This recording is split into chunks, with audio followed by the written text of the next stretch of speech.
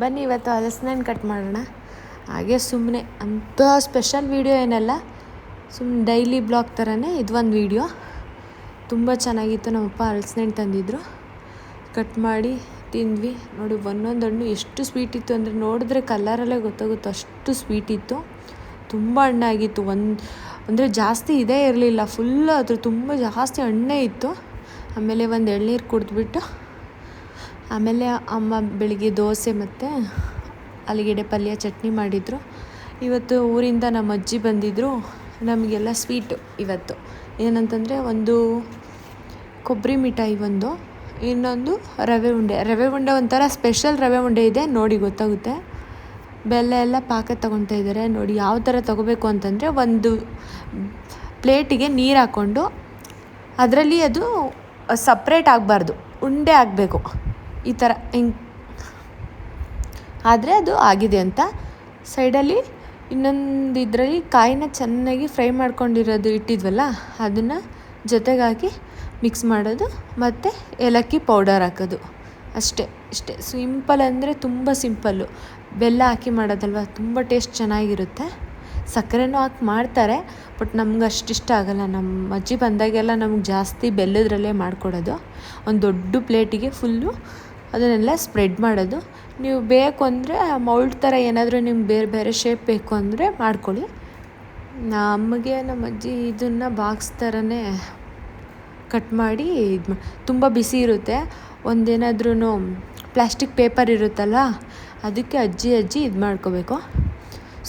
ಅಂದರೆ ಡ್ರೈ ಆಗೋಕ್ಕೆ ಮುಂಚೆನೇ ಕಟ್ ಮಾಡಬೇಕು, ಇಲ್ಲಾಂದರೆ ಗಟ್ಟಿ ಆಗುತ್ತೆ, ಪುಡಿ ಆಗುತ್ತೆ. ನೀವು ಕಟ್ ಮಾಡೋಕ್ಕೆ ಹೋದರೆ ಈ ಹದದಲ್ಲಿದ್ದಾಗಲೇ ನೀವು ಕಟ್ ಮಾಡ್ಕೊಂಬಿಡಿ.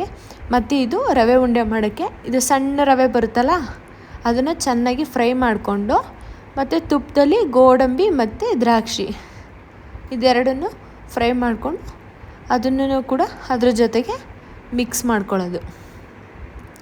ಮಿಕ್ಸ್ ಮಾಡಿಬಿಟ್ಟು ಕಾಯಿ ತುರಿ ಆವಾಗಲೇ ನಾವು ಇದಕ್ಕೂ ತೊಗೊಂಡಿದ್ವಲ್ಲ, ಇದನ್ನು ಹಾಗೇ ಸ್ವಲ್ಪ ಎತ್ತಿಟ್ಕೊಂಡಿದ್ವಿ ಇದಕ್ಕೆ ಅಂತಲೇ.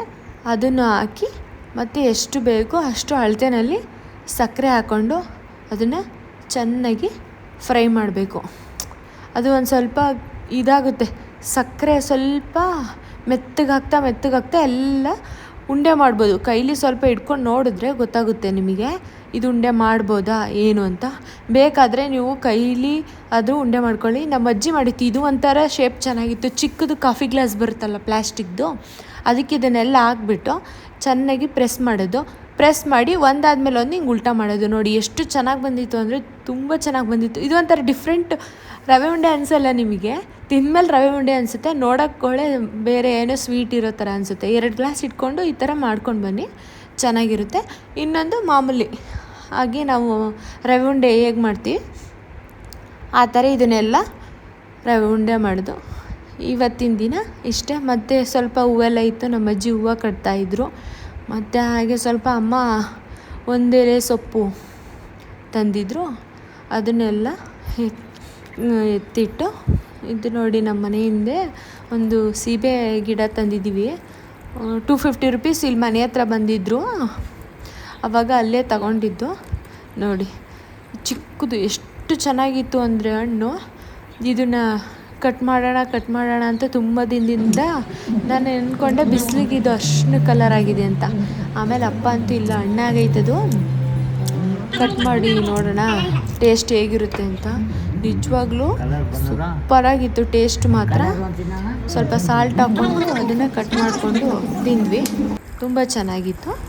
ಮತ್ತು ಅದೇ ಈವ್ನಿಂಗ್ ಆದರೆ ನಮ್ಮ ಅಪ್ಪಾಜಿದು ನಮ್ಮ ಅಮ್ಮದು ಹಿತ್ತಲೆಲ್ಲ ಕ್ಲೀನ್ ಮಾಡೋದು, ಏನಾದರೂ ಗಿಡ ನೆಡೋದು. ಇವತ್ತು ಸ್ವಲ್ಪ ಟೊಮೊಟೊದೆಲ್ಲ ಹಾಗೆ ಸುಮ್ಮನೆ ಕೊಳ್ತಿರೋ ಟೊಮೊಟೊ ಇರುತ್ತಲ್ಲ, ಅದನ್ನು ಹಂಗೆ ಬೀಜ ಹಾಕಿದ್ರು, ಅದೆಲ್ಲ ಬಂದಿತ್ತು, ಅದನ್ನೆಲ್ಲ ನೆಡ್ತಾಯಿದ್ರು.